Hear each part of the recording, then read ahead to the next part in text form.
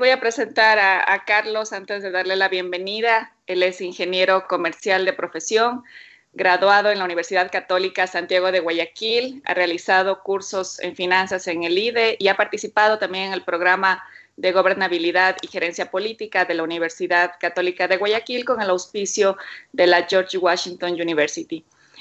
Paralelo a su ejercicio profesional, es un reconocido periodista de opinión especializado en temas económicos, pero sobre todo es un ciudadano comprometido con las causas sociales ligadas al desarrollo local y territorial y ve en la economía popular y solidaria una herramienta para erradicar la pobreza. Queremos darle la bienvenida a Carlos y agradecerle por el espacio en su agenda para poder conversar hoy sobre los temas de coyuntura política y sobre las alternativas que él presenta. Justamente ayer hizo un anuncio importante sobre la situación económica del país, pero sobre todo sobre su interés de llegar a la presidencia de la República. Entonces, Carlos, le damos la más cordial bienvenida y le agradecemos por estar junto a nosotros esta mañana. Yo a Jota, muy buenos días, más bien muchas gracias a ustedes por la generosa invitación en este espacio tan importante y un saludo a toda la audiencia de Radio La Calle y a toda la audiencia de su programa, como a todo el Ecuador entero, y mi solidaridad a los trabajadores ecuatorianos. Y por cierto, una prefelicitación al cumpleañero, así que espero que te celebres bien, Jota. Ahora comprendo por qué te has echado el ropero encima, una elegancia tremenda, usted caballero. Si hubiera sabido de esa elegancia, me hubiera puesto por lo menos una chaqueta. No, la elegancia era para entrevistarlo a usted, querido amigo. Bienvenido, Carlos. Bienvenido al programa. Muchas gracias por acompañarnos. Me siento muy honrado. Carlos, justamente antes del confinamiento lo veíamos recorriendo el país, conversando con la gente. Y antes de ir al tema central de la entrevista, queremos saber qué es lo que vio, qué es lo que escuchó, cómo estaban los ciudadanos antes de que nos toque encerrarnos, antes de que tengamos que vivir este aislamiento social y esta crisis también que se ha profundizado en el país. ¿Cómo vio al Ecuador antes del confinamiento? Tu pregunta es pertinente por una sencilla razón. Tú acabas de decir, se profundizó la crisis. Y en realidad se profundizó la crisis, porque ya estábamos viviendo una crisis. Recordemos que el Ecuador ya había entrado de forma consciente por la política del gobierno actual, la política del gobierno de Lenín Moreno, había entrado en un proceso de recesión en su economía. A tal punto que desde el 2018 venimos con una deflación importante, y esa recesión que generó un decrecimiento en la economía en el año 2019 de menos 0,50%, y para este año, en el 2020, antes que se presente el COVID-19, se estimaba, de acuerdo al propio Fondo Monetario Internacional, un crecimiento de apenas de 0,20%. ¿Qué trajo esto como consecuencia? Incremento de la inequidad, incremento de la pobreza, incremento en el desempleo, una disminución en el consumo, una baja en la producción y unos problemas de liquidez en el Ecuador. En los recorridos que yo hice a lo largo y ancho del territorio ecuatoriano, ¿qué encontré? Encontré ya angustia, encontré desesperanza, encontré también indignación y encontré todos estos elementos en el comportamiento de los ciudadanos por una sencilla razón. Uno, se sienten traicionados porque ellos estaban acostumbrados a un modelo de desarrollo social sustentado en una economía solidaria a partir de la distribución de recursos que les permitió haber comprobado que sus vidas cambiaron en esos 10 años del gobierno anterior. Entonces, esa sociedad de bienestar sí fue realidad en esos 10 años, a pesar de que en esos 10 años también hubo inconvenientes. Hubo inconvenientes de disminución del precio del petróleo, hubo inconvenientes de terremotos, etcétera, etcétera, pero a pesar de eso, la economía iba bien. Incluso un año después del terremoto del 2016, en el año 2017, la economía había crecido entre 2,8 y 3%.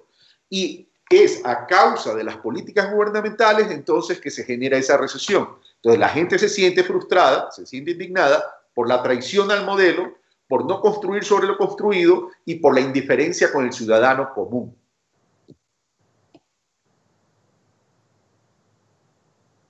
Carlos, el 19 de mayo, el presidente de la República anunció una serie de medidas económicas que han sido calificados por algunos sectores sociales y ciudadanos como un paquetazo. En tu cuenta de Twitter, esas medidas tú las calificas como una puñalada para el pueblo ecuatoriano.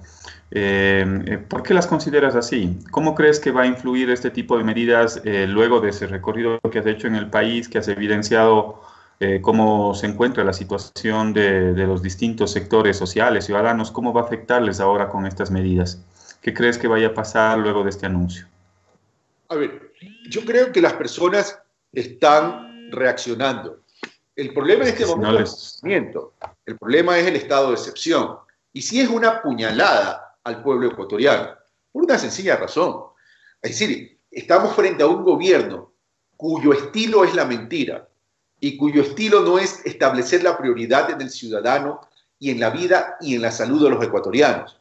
Tampoco su prioridad es establecer y cuidar el empleo y la producción. Lo que pasó con la ley mal llamada humanitaria, como bien lo dice Joa, ¿qué es? Es un atentado contra los derechos, es una regresión de derechos, atenta a los trabajadores ecuatorianos. ¿Qué había incorporado el gobierno nacional? Una tabla de contribución que realmente eran impuestos. El 79% provenían de impuestos de recaudación que venían de los trabajadores y apenas el 21% provenía de sectores empresariales. Quita la tabla. Y aparentemente eso habría sido un triunfo de la presión ciudadana. Pero ¿qué pasó? Dejó la reforma laboral. Y esa reforma laboral es inconstitucional tal cual como lo establece el artículo 327 de la Constitución de la República. Por tanto, lo que yo espero no solo es una reacción en términos de alzar la voz, sino en términos que se presente demanda de inconstitucionalidad. Porque que en crisis todos tengamos que juntar el hombro, apoyar el hombro, está bien, pero reducir la jornada laboral, reducir los salarios de los trabajadores ecuatorianos por 2 años con posibilidades de renovarlo por 2 años más, es decir, por 4 años, establece entonces que no es el manejo de la crisis. Establece entonces que tan solo quería bajar la estructura de costos para ganar supuestamente competitividad y de esa manera satisfacer las condiciones y exigencias del Fondo Monetario Internacional. Y lo mismo ha pasado con el tema de las medidas anunciadas en cuanto al sector público. Yo sí creo que va a haber una reacción social. No solamente levantar la voz, han anunciado incluso reacciones para protestas en la calle, guardando evidentemente las precauciones del distanciamiento, pero lo importante es que se presenten demandas de inconstitucionalidad para derogar estas leyes malhadadas que perjudican al pueblo ecuatoriano. Jota, tú habías propuesto algo que a mí me pareció justo e interesante, que era establecer el 2% sobre los bienes inmuebles de aquellos propietarios que tienen recursos en los paraísos fiscales. Pero eso lo sacaron del proyecto de ley. Eso te da la pauta que la prioridad de ellos es cumplir con los compromisos de los tenedores de la deuda, con la banca local, ¿verdad? Y con el Fondo Monetario Internacional. Para ellos la prioridad no es la ciudadanía. Y se refleja en este momento un choque de modelos. El modelo corporativo, el capital financiero especulativo, que es el modelo neoliberal que están implementando, versus la esperanza de recuperar el país para volver a ese modelo de desarrollo social que digo, que está dentro de la tendencia y la línea progresista. Perfecto. Carlos, efectivamente, y a raíz de tus últimas reflexiones, a mí me caben algunas dudas con respecto a la evaluación de las alternativas que podía haber tomado este gobierno. Porque de alguna u otra forma se piensa hacer creer que no existían alternativas, que la única alternativa era recortar el tamaño del Estado, un recorte desde lo público, afectar o mejorar, entre comillas, las condiciones para el sector empresarial como una garantía para poder sostener el empleo.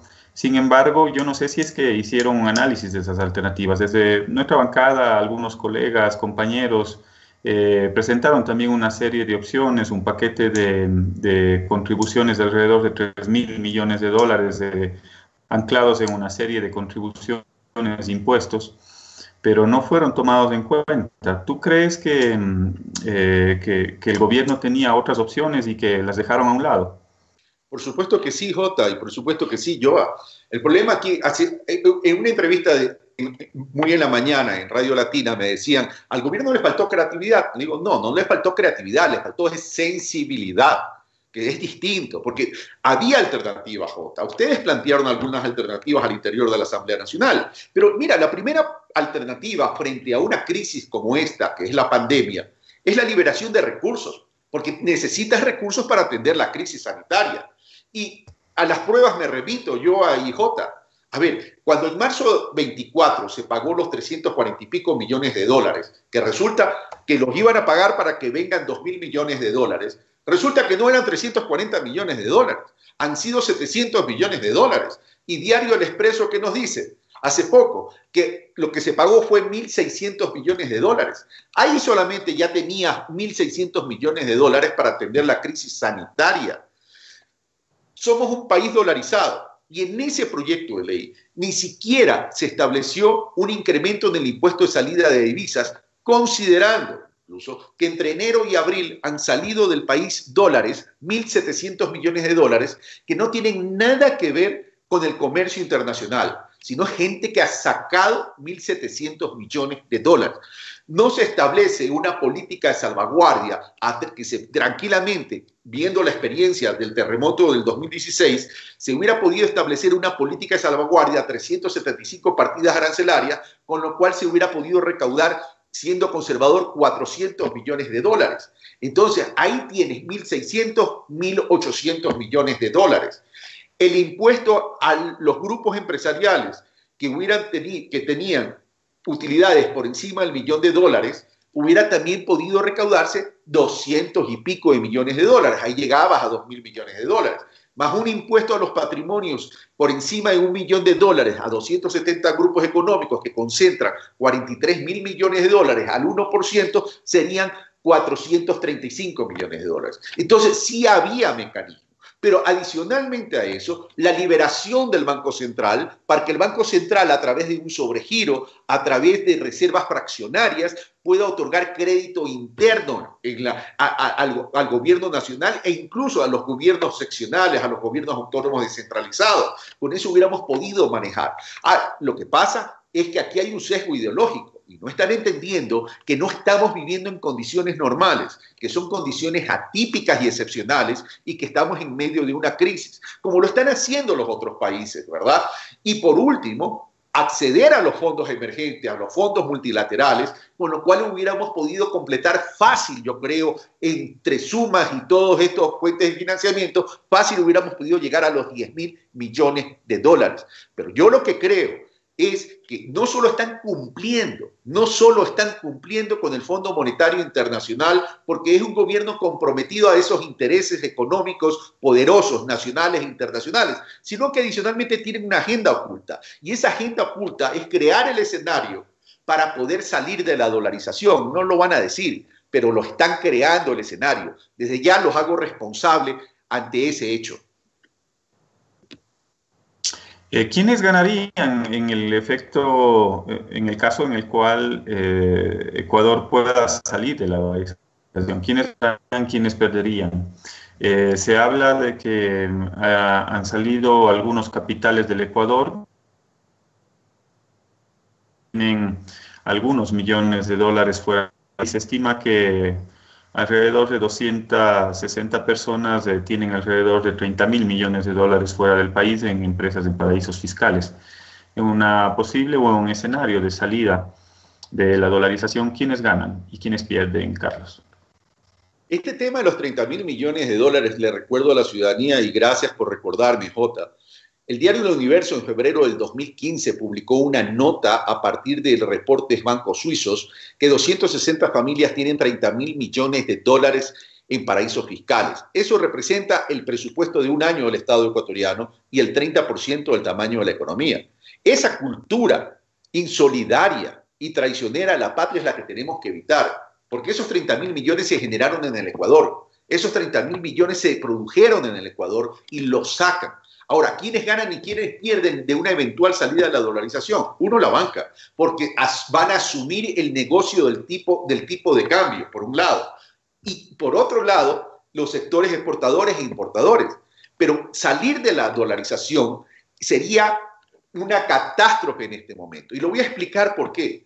¿Qué significa salir de la dolarización en este momento?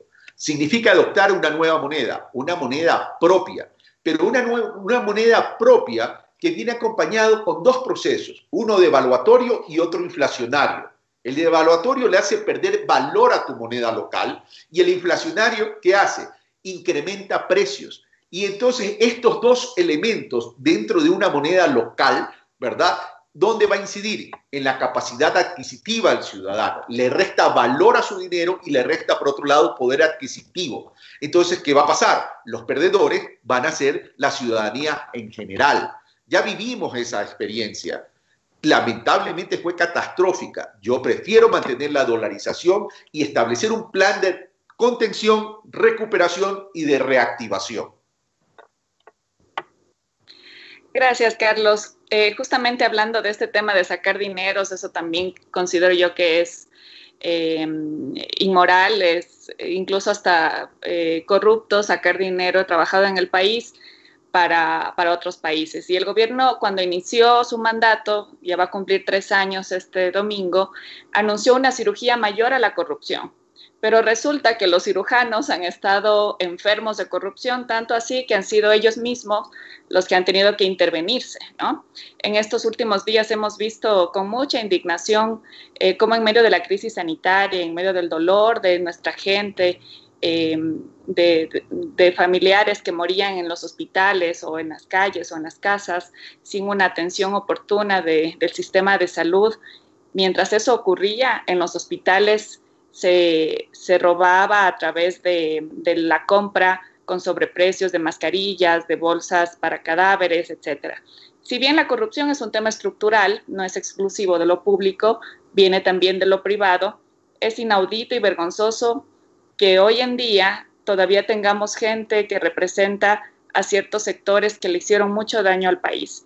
Ayer justamente Dayana Monroy hacía un reportaje con nombres y apellidos del ex jefe de compras públicas del Teodoro Maldonado, del Hospital Teodoro Maldonado, que resulta que fue asambleísta alterno del PRE, asesor del PRE, asesor de un asambleísta del PRE y también tesorero del Partido Roldosista Ecuatoriano. Entonces, seguir teniendo esta gente a cargo de hospitales o de instituciones públicas quiere decir que ha existido también un acuerdo por debajo de la mesa con el actual gobierno que disfrazaron el diálogo de reparto justamente. Y aquí tengo 2 preguntas. ¿Qué ha hecho este gobierno puntualmente, más allá de la persecución, porque lo que ha hecho es perseguir? ¿Qué ha hecho por luchar contra la corrupción? Una, ¿y qué hacemos para combatirla de verdad a la corrupción? No ha hecho nada, ha montado un show mediático y nada más. Esa cirugía mayor contra la corrupción no ha existido. Prefirieron mirar a otro lado. Comencemos por el principio, Joa. A ver, no solo que disminuye el presupuesto de inversión de salud pública en un 36% durante estos 3 años, sino que adicionalmente juega con la salud de los ecuatorianos. Cayó y lo que implementó es la política de la mermelada. La política de la mermelada de repartir y untar la mermelada a todos aquellos que querían una cuota política. Volvimos a las aduanas de los 70, volvimos a las aduanas de los 80, volvimos a las aduanas de los 90. Lo que pasa es que hoy las aduanas son los hospitales y les entregó a los Bucarán, les entregó a ciertos asambleístas, es decir, cuotas políticas. Ya por ahí es la génesis de la corrupción. Ahí ya está la génesis de la corrupción. Y eso te refleja que nunca quiso establecer esa lucha contra la corrupción, porque lo ideal hubiera sido, y tienes mucha razón en decir, la corrupción no es solo el sector público, para que haya corrupción en el sector público tiene que haber una corrupción con el sector privado, y tampoco es exclusiva de una ideología, lamentablemente es una cultura inadecuada. Entonces, ¿qué se debió haber hecho? A reformar todo el sistema nacional de contratación pública para eliminar los espacios que facilitan esa corrupción, por un lado. Por otro lado, crear un proceso de transparencia donde todos los contratos sean transparentes, subidos a la red, donde se establezcan todos los rubros y que en el caso de construcción, por ejemplo, todos los precios unitarios que se puedan ser visibles y comparados con el mercado nacional e internacional, porque ahí podemos comparar pues, dónde se puede disparar.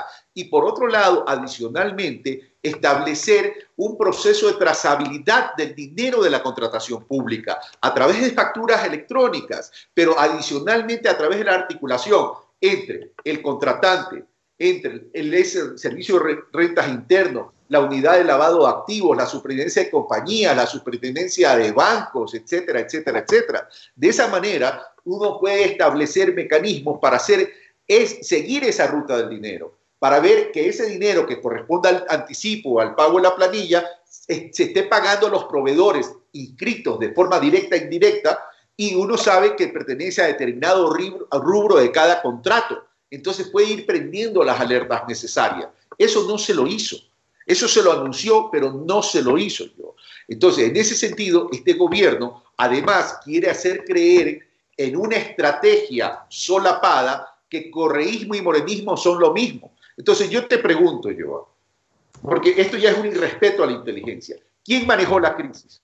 ¿Acaso no la manejó el vicepresidente de la República? ¿Acaso no la manejó la ministra de Gobierno? ¿Acaso no la manejó el secretario de la Presidencia de la República? Entonces, ahí está. En vez de irse a tomar fotos en recorridos, ellos lo que debieron haber hecho es gestionar y administrar la crisis. Gestionar y administrar la crisis es asegurarse que los recursos sean bien utilizados. Y por otro lado, a ver, ¿de dónde proviene el ministro de Economía y Finanzas, que es el que ha planteado todas estas reformas que están afectando a los trabajadores y que está afectando a la economía? ¿Acaso no viene el Comité Empresarial Ecuatoriano? ¿De dónde viene el ministro de la Producción? ¿Acaso no viene del sector productivo, del sector empresarial? Y con esto no es que estoy hablando mal del sector empresarial. Lo que estoy diciendo es no quieran insultar nuestra inteligencia. Así es. Gracias, Carlos. Usted ejerció el periodismo por algunos años. De hecho, en el año 2016 recibió un reconocimiento como mejor entrevistador, haciéndose acreedor a una estatuilla, Eloy Alfaro, símbolo de la libertad. Producto de una encuesta que hizo Perfiles de Opinión, su credibilidad bordeaba en el 94.8%. En la actualidad hay una crisis también de credibilidad, no solamente en el gobierno, porque evidentemente tiene menos del 10% de credibilidad el presidente Moreno, pero los medios de comunicación también han cumplido un rol fundamental en lo que estamos viviendo ahora, por callar, por solapar, por someterse al poder de turno. Y aquí hay dos temas tal vez que desde su experiencia, al haber estado en medios públicos, cómo ve el cierre, por un lado, el anuncio del cierre de medios públicos y una serie de colegas, ex trabajadores de medios públicos que están ya despedidos sin su liquidación correspondiente hasta la fecha, más de 7, 8 meses que no reciben una liquidación y ahora con este anuncio del cierre de medios públicos se complica aún más esa situación. Y por otro lado, que evalúe desde su perspectiva, desde su experiencia, el rol que ha cumplido los medios de comunicación tradicionales en el país. Los medios de comunicación tradicionales en el país siguen traicionando al ciudadano. Recordemos que el acceso a una información veraz y contrastada constituye un derecho. Hay que comenzar va a haber que recuperar la ley de comunicación. Ellos lo que hicieron fue debilitarla porque no la podían desaparecer, porque la ley de comunicación está establecida en la Constitución de la República. Pero en ese sentido, los medios de comunicación tradicionales dejaron de ser medios de comunicación para convertirse en actores políticos. Y el problema de convertirse en actores políticos, entonces, es que reflejan los intereses a través de la pantalla y a través de la manipulación de la información, con lo cual entonces significa que quieren construir una sola verdad, la verdad de ellos, y eso atenta contra la libertad de pensamiento y la libertad de expresión. Pero por otro lado, como saben que los medios públicos deberían constituirse en ese contrapeso para poder garantizar el acceso a ese derecho de una información veraz y contrastada, lo quieren eliminar. Ya en este gobierno lo han anunciado 3 veces en términos de eliminación. Y además que existen contradicciones. Dicen, vamos a eliminar los medios públicos, pero vamos a utilizar la infraestructura de los medios públicos para temas de teleeducación. Vamos a eliminar TAME porque no es una empresa rentable, no entiende el concepto de renta social, pero vamos a preservar ciertos vuelos. Entonces, hasta en eso tienen contradicciones. Yo lo que te puedo decir, Yoba, es, primero, me solidarizo con mis colegas y mis ex compañeros del medio público. Y dos, tengan la esperanza que si recuperamos el país y si yo soy candidato y llego a ser presidente de la República, yo voy a restituir y reconstituir a los medios públicos y le voy a dar también fortaleza a los medios comunitarios, dándole autonomía financiera, autonomía editorial para que no se vean como medios gubernamentales, sino realmente medios de la ciudadanía. Carlos, quizás queda un poco de tiempo, el tiempo es corto, lamentablemente en estos espacios, pero sí quería aprovechar para poder tocar un poco el escenario político electoral, con miras a lo que se viene en el 2021. Carlos Rabascal ha estado recorriendo el país antes del COVID-19, tratando de sumar una plataforma social, ciudadana, política, que pueda involucrar a diversos actores. ¿Cómo miras el escenario 2021? ¿Con quiénes crees que te va a tocar enfrentar la papeleta en el proceso electoral del 2021? Desde los distintos sectores, desde la derecha, desde el oficialismo. Quizás ahí cabe otro interrogante. ¿Has tenido un acercamiento con algunos otros actores o sectores políticos? ¿Qué opinas del correísmo? ¿Has logrado quizás tener algún acercamiento con ese sector también? Tú, dentro de esa plataforma que estás planteando, ¿quiénes podrían sumarse dentro de esa estructura? Tú haces un llamado a un gran frente progresista. ¿Quiénes podrían estar dentro de ese frente progresista? ¿Cómo miras ese escenario 2021? Yo creo que esto hay que verlo en varias fases, mi querido Jota. La primera fase que hay que verlo es la unidad del progresismo. Y en esa unidad del progresismo tiene que nacer desde la ciudadanía y articulando también con organizaciones políticas. Es evidente que la Revolución Ciudadana es uno de los principales actores dentro de la tendencia del progresismo. Y tiene que estar, no solo por su capital político, sino porque adicionalmente ese capital político ha sido construido a partir de una vida democrática durante 10 años que ha generado resultados en la implementación de ese modelo. Yo por eso digo, yo quiero construir sobre lo construido, corregir aquello que se hizo débil y hacer las cosas o complementar aquello que no se pudo hacer dentro del proceso por falta de tiempo. Por falta de tiempo, un proceso no es de la noche a la mañana, por cierto. Sí, he tenido conversaciones con Rafael, he tenido conversaciones con varios miembros del Buró de la Revolución Ciudadana y estamos hablando y conversando y ya en su momento se tomarán las definiciones. Pero aquí hay algo importante, Jota y Joa. Yo no es que estoy poniendo mi nombre como condición exclusiva para la unidad del progresismo, porque eso sería absurdo. Hoy, en este momento, lo que tenemos que hacer es unirnos de cara a recuperar el país en el 2021. Si soy yo, bueno, yo estoy comprometido por mis ideales y por el amor al país, de que sé cómo sacar al país adelante y quiero sacarlo adelante. Otras organizaciones con las que hemos hablado con Jimmy Jairala, hemos tenido ya un par de conversaciones, tenemos pendiente una tercera conversación. Lamentablemente, estas condiciones que estamos viviendo nos ha ralentizado el tema, pero por eso lo dije el día martes, ya es hora que nos sentemos a conversar porque no hay tiempo que perder, porque cuidado nos quieren aplazar las elecciones o cuidado quieren muñequear y manipular esas elecciones para ellos mantenerse. La continuidad de la derecha ecuatoriana es un riesgo y un peligro, es la continuidad de estas políticas de hambre y de pobreza. He conversado también, y esto es interesante, Jota, hay sectores de la izquierda democrática, de grupos de jóvenes que no están contentos con la dirigencia actual y que quieren retomar su génesis de la socialdemocracia y unirse al progresismo. También se ha conversado con esos sectores. He conversado también con el doctor Washington Pesante, que también estaría interesado dentro de su óptica de tercera vía, ver y establecer una posibilidad de una coalición nacional dentro de la línea progresista. Y así se pueden ir sumando muchas otras organizaciones. Al Partido Socialista hay que rescatarlo. Se puede hablar con Silvia Salgado, no lo he hecho todavía, pero pienso hablar también con ella porque hay que rescatar ese partido. Es decir, puede haber una gran coalición. para poder rescatar el país y de nuevo volver a ese modelo de desarrollo social sustentado en esa economía solidaria. Tú sabes muy bien, Jota, que he hablado con la Revolución Ciudadana y que no estoy buscando yo mi inyección ni mi nominación. Lo que yo sí les he dicho es, señores, yo no soy aquellos que se queden inmovilizados esperando bendiciones. Yo construyo mi liderazgo. Y si soy yo, en buena hora. Si no soy yo, igual apoyaré. Pero lo importante es que tengamos como objetivo a la patria ecuatoriana. Sí, es muy importante el que se pueda tratar de albergar un gran frente progresista. Quizás dentro de ese frente progresista, creo que una de las alianzas fundamentales es con los sectores sociales, con aquellas plataformas ciudadanas que se encuentran de alguna u otra forma en la lucha también cuando ven afectados la garantía de sus derechos.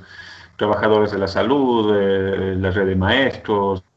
Hay que ver qué sucede con los sectores indígenas, más allá de su dirigencia. Yo creo que hay que sumarlos.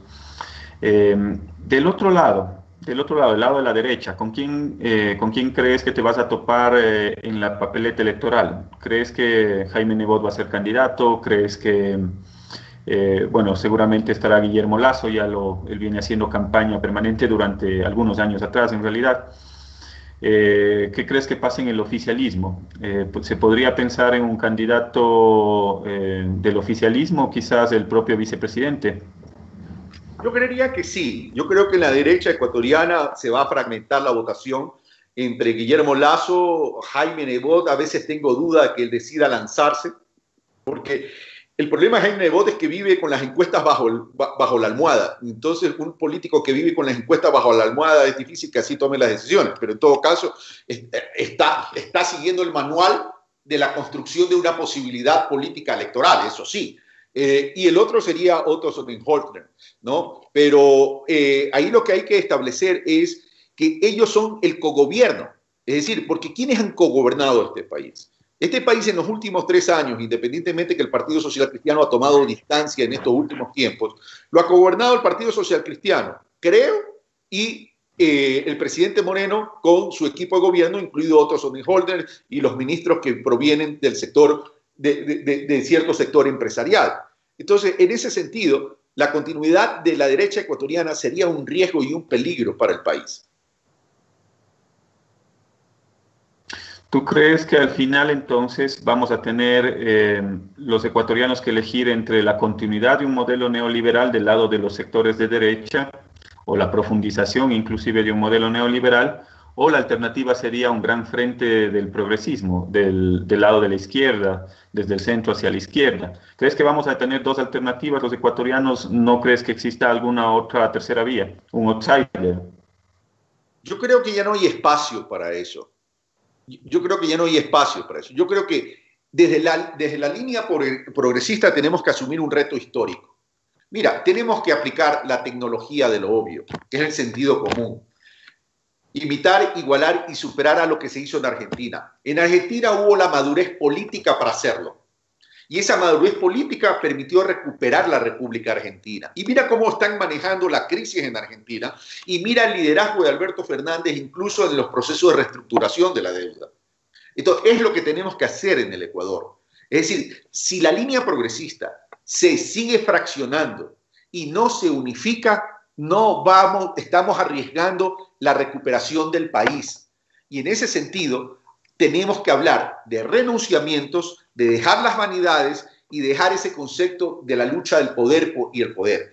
Hay que llamar a todos esos movimientos, organizaciones sociales y ciudadanas y también a los territorios para que se sumen. Ahora, hay ciertos sectores de la izquierda, esa izquierda dogmática que le hace el favor y el juego a la derecha ecuatoriana. Cuidado con aquello. Entendamos bien las lecciones, aprendamos las lecciones y corrijamos lo que tengamos que corregir, hablemos lo que tenemos que hablar, pero ya el tiempo ya es escaso para poder tomar decisiones. Cuidado, seguimos esperando, y el tiempo en política, como en cualquier actividad de la vida, en cualquier orden de la vida, es no recuperable. Carlos, y quizás una última inquietud ya para cerrar, ya le dejaría yo con el final. Se anunciaba por parte del Consejo Nacional Electoral la posibilidad de que se pueda generar una serie de alternativas para llevar adelante el proceso eleccionario del 2021. Alternativas como la votación en 3 jornadas, en 3 días, una votación mixta, lo propone otro consejero, una votación mixta en el sentido de hacerlo vía voto electrónico y para ciertos sectores de manera física, de manera presencial. ¿Cómo miras esas posiciones del Consejo Nacional Electoral con miras al proceso eleccionario del 2021? Así como no creo en este gobierno, no creo en el Consejo Nacional Electoral. Así como este gobierno se aprovechó de la crisis para poder pasar todos los compromisos con el Fondo Monetario Internacional, yo creo que el Consejo Nacional Electoral se está aprovechando de la crisis para crear espacios que más favorezcan a la tendencia de la derecha que a la tendencia progresista. Por tanto, yo lo que invito es, primero, que nos unamos y dos, que tengamos los ojos abiertos para que este tipo de decisiones no vayan en beneficio de la derecha en desmedro del progresismo.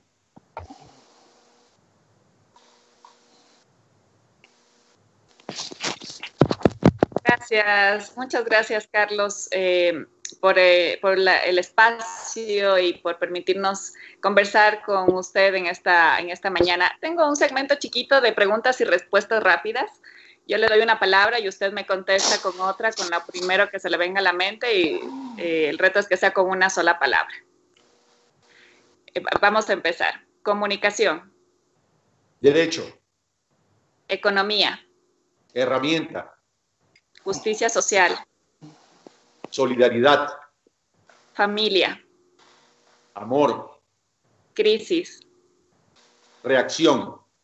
Pulso ciudadano. Un gran reto. Política. Servicio. Necesario. Servicio. Televisión. Un aparatito complicado. Presidencia de la República. Compromiso y amor por la patria. Progresismo. Justicia. Ecuador. Parte de mi vida, de todos los ecuatorianos. Muchísimas gracias, Carlos. Nos ha encantado conversar con usted esta mañana, conocer esas propuestas que plantea de cara a lo que se viene ya en el 2021 y a su deseo de poder llegar a la presidencia de la República conformado por respaldado por un gran frente progresista. Esperemos que podamos deponer ciertas actitudes y poder unirnos ante esta emergencia que estamos viviendo y la necesidad de poder recuperar la esencia de la política, que yo creo que es lo fundamental en este momento, porque solo la política nos va a sacar de la grave crisis en la que nos encontramos. Gracias, Carlos, muchísimas gracias. Le mandamos un abrazo y esperamos que se encuentre muy bien junto a su familia. Igual, que ustedes se encuentren muy bien y tengan la seguridad que vamos a caminar juntos, no importa en el puesto que estemos. Lo importante es caminar juntos para recuperar ese Ecuador que tú y yo acabas de mencionar. Ese es nuestro gran reto. Y feliz cumpleaños. Muchas gracias, Carlos. Te mandamos un saludo y un abrazo también. Esperamos en alguna otra ocasión también contar contigo en nuestro programa. Muchas gracias por tu tiempo y por estar en nuestro programa Brújula 593. Muchas gracias a ustedes. Un fuerte abrazo.